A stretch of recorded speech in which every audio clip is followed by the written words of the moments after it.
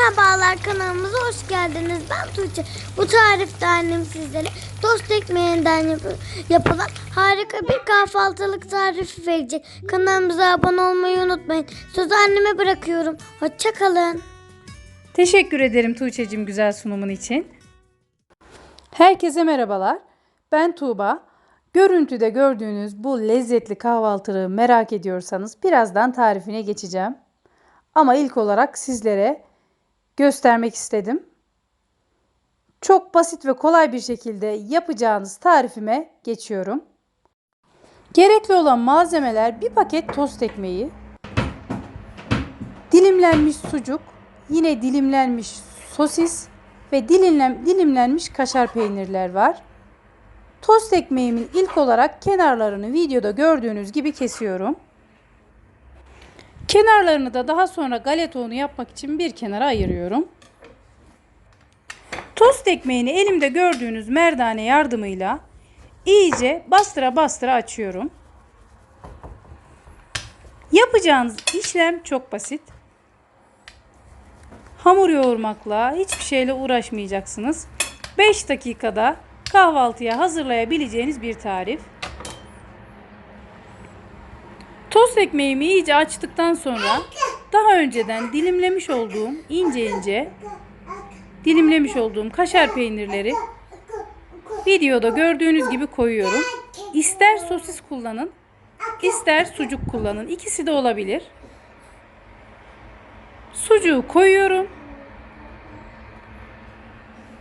Kenarlarını suya elimi değdirerek ıslatıyorum.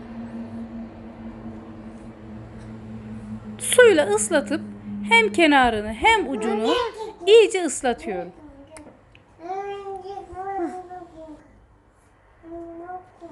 Kenarını ve uç kısımlarını iyice elimle sıkıştırıyorum.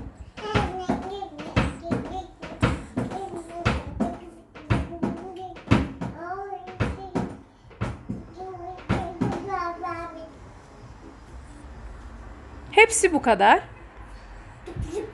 Bu şekilde tek tek hazırlayacağım.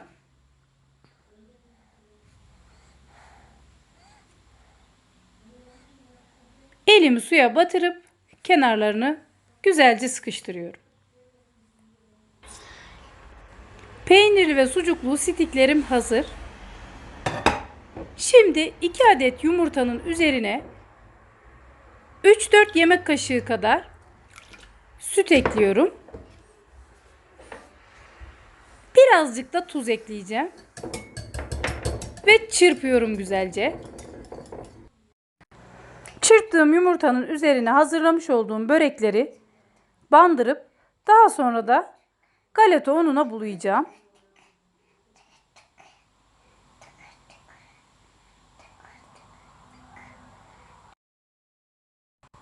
Hepsine tek tek aynı işlemi uygulayacağım. Küçük bir hatırlatma, videomu buraya kadar izleyenler lütfen ufak da olsa bir yorum bırakırlarsa çok sevinirim. Ayrıca kanalımızı beğeniyorsanız lütfen kanalımıza abone olmayı, videolarımızı paylaşmayı, like atmayı unutmayın. Sizler sayesinde daha büyük bir aileye ulaşacağız inşallah. Tencereme almış olduğum sıvı yağ iyice ısındıktan sonra hazırlamış olduğum çıtır böreklerimi kızartmaya başlıyorum.